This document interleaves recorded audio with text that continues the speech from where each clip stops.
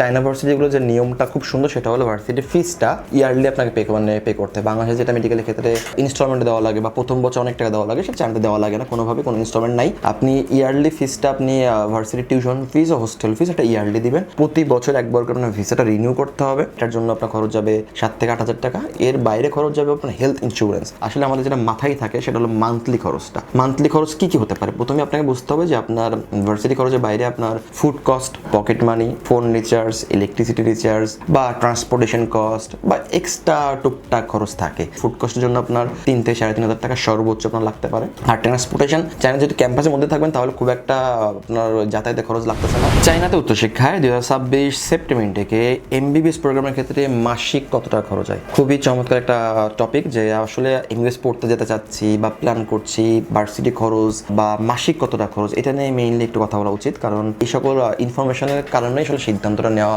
Quickly হয় basically.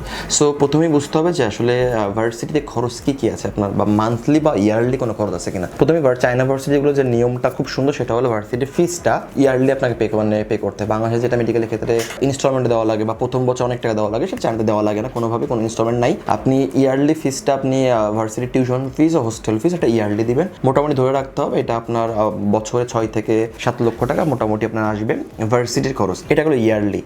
এই খরচের বাইরেও কিন্তু আরো দুটো খরচ থাকে, সেটা হলো প্রতি বছর একবার করে আপনার ভিসাটা রিনিউ করতে হবে। এটার জন্য আপনার খরচ যাবে 7 থেকে 8 হাজার টাকা। এর বাইরে খরচ যাবে আপনার হেলথ ইন্স্যুরেন্স, যে আপনি যদি কোনো সিক হন, মেডিকেল অসুস্থ হয়ে পড়েন, ফিজিক্যালি অসুস্থ হয়ে পড়েন, তাহলে আপনার টোটাল কস্টিংটা ওরা মেইনলি বহন করে। এটার জন্য আপনার 12 থেকে 14 টাকা খরচ হয়। মোটামুটি এখানে আপনার 20-22 হাজার টাকা একটা খরচ আছে এখানে। সো এটা হলো ইয়ারলি খরচের বাইরে আসলে আমাদের যেটা মাথায় থাকে সেটা হলো মান্থলি খরচটা। মান্থলি খরচ কি কি হতে পারে? প্রথমে আপনাকে বুঝতে হবে যে আপনার ভার্সিটি খরচের বাইরে আপনার food cost, pocket money, phone recharge, electricity recharge বা ট্রান্সপোর্টেশন কস্ট বা এক্সট্রা টুকটাক খরচ থাকে। সো এই খরচের জন্য মোটামুটি 7 থেকে 8 হাজার টাকা সিটি ভেদে খরচ হয়। বড় বড় সিটির বাইরে, যেগুলো সিটিগুলো বড় বড় সিটির বাইরে like Beijing, Shanghai, Guangzhou, Shenzhen, but মোটামুটি যদি আপনি 10 হাজার টাকা পকেটে রাখেন সর্বোচ্চ, তাহলে খুব ভালোভাবে আপনারা কিন্তু 1 মাস কাপাকা সবাই। কারণ অনেকের প্রশ্ন আসতে পারে যে ভাই এত কম টাকা বাংলাদেশে হয় না, চায়নাতে কীভাবে হবে? সো প্রথমে যদি বলে রাখি যে বাংলাদেশের ক্ষেত্রে যে প্রবলেমটা কাজ করে, আমরা কিন্তু ম্যাক্সিমাম শিক্ষার্থী মেসে থাকি। সো মেসে কিন্তু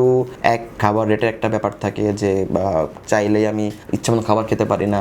মেসের এক্সট্রা খরচ থাকে, ময়লা বিল থাকে, তারপরে ওয়াইফাই বিল থাকে, খালার বিল থাকে। সো এটা ব্যাপারে, এবং এমনও হয় যে ম্যাথে যে রান্না করে উনি সপ্তাহে একদিন আসে না, তখন বাইরে খাইতে হয়। পকেট মানি বাংলাদেশে বেশি লাগে, আড্ডাবাজি বেশি হয়। বাট যখন আপনি বিদেশে যাবেন তখন এই সুযোগগুলো থাকবে না। প্রথমেই আপনি কোনো হেল্পিং হ্যান্ড পাবেন না। দ্যাট মিনস আপনার যাবতীয় রান্না বান্না টেক কেয়ার নিজেকে করতে হবে। সো অবশ্যই এখানে একটা খরচ কমতেছে আপনার জন্য।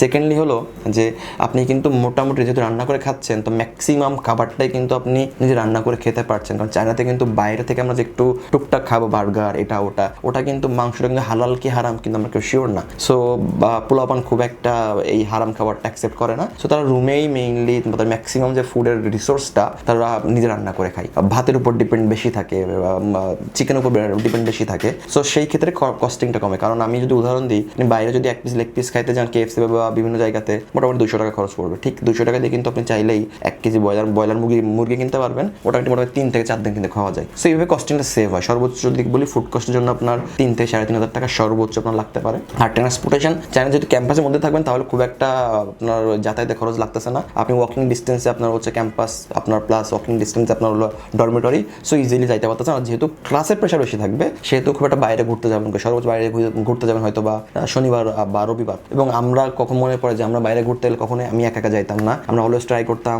বন্ধু 4-5 জন মিলে যাইতে। কেন? আমরা যদি মনে হয় বেশি দূরে যাবো তাহলে আমরা মেট্রো ইউজ করতাম, মেট্রোর কস্টিংটা কম। যদি মনে হয় শহরের মধ্যে যাবো তাহলে আমরা সিটি বাস ইউজ করতাম, সিটি বাসের ভাড়াটা অনেক কম। আর যদি 4 জন থাকতাম তাহলে আমরা খুব দরকার পড়ে ট্যাক্সি ইউজ করতাম, ভাড়াটা আমরা 4 জন ভাগ করে দিতাম। সো এখানেও কিন্তু খরচ কমানো সম্ভব ছিল। আর নর্মালি আমাদের যেমন অনেকের বাইক ছিল, সাইকেল ছিল, সো এইগুলো ইউজ করে কিন্তু মোটামুটি খরচ কম আমরা কাভার করতে পারতাম। এরপরে ইলেকট্রিসিটি রিচার্জ, ফোন রিচার্জ, এইগুলো সহ আপনার মোটামুটি আরও 500 থেকে 1000 টাকা ধরে রাখতাম। চায়নাতে মোটামুটি টক টাইম রিচার্জগুলো চলে, যেখানে আপনি 500 টাকা দিলে হয়তো আপনি 100 মিনিট ফ্রি পাচ্ছেন, 100 জিবি ইন্টারনেট পাচ্ছেন। সো 100 জিবি ইন্টারনেট কিন্তু শেষ করা কিন্তু টু টাফ একটা মাসে। সো এই বেসিক ব্যাপার চায়নাতে। বাট মোটামুটি যদি বলি সব মিলায় অন অ্যাভারেজ 7 থেকে 8 বা 8 থেকে 10 হাজার টাকা যদি আপনি পকেটে রাখতে পারেন, একটা মাস খুব ভালোভাবে আপনার ফুডিং, আপনার ট্রান্সপোর্টেশন বা আপনার যেগুলো হাত খরচের যদি বদ অভ্যাস না থাকে। অনেকে বলতে পারে ভাই আমার এটা ওটা বদ অভ্যাস থাকতেই পারে, বাট এই বদ অভ্যাসের বাইরে অ্যাভারেজ একটা শিক্ষার্থী চায়নাতে এই টাকাতে কাভার আপ করতে পারে। সো চায়নাতে পড়াশোনা পড়তে যাচ্ছেন অবশ্যই প্রিপারেশন নেবেন, ভার্সিটি ফিস অ্যাফোর্ড করতে পারবেন কিনা, এই কোর্সটিং অ্যাফোর্ড করতে পারবেন কিনা। একসময় ছিল চায়না মানে স্কলারশিপ, চায়না মানে এটা ওটা এইগুলো এখন নাই। এখন চায়না মোটামুটি এক্সপেন্সিভ, যদি অ্যাফোর্ড করতে পারেন তাহলে অবশ্যই চায়না আপনার জন্য বেস্ট একটা অপশন হচ্ছে। কেন, চাইনিজ যে এমবিবিএস আপনি পাচ্ছেন সেটা কিন্তু গভর্নমেন্ট ভার্সিটি, প্রত্যেকটা কিন্তু সরকারি ভার্সিটি থেকে পাচ্ছেন। সো আশা করি আপনি যদি চান চায়না নিয়ে কোনো ইনফরমেশন জানতে বা যদি প্রশ্ন থাকে তাহলে আমাদের অফিসে আসতে পারেন, ডিটেলস কথা বলতে পারেন। আমরা ওয়াইডার ওয়ার্ল্ড কনসালটেন্সি 7 বছর বেশি সময় চায়না বিভিন্ন ইউনিভার্সিটি স্কলারশিপ নিয়ে কাজ করে আসছি। আশা করি আপনার উচ্চশিক্ষা জার্নি WCS শুভ হবে। ভালো থাকবেন, আসসালামু আলাইকুম।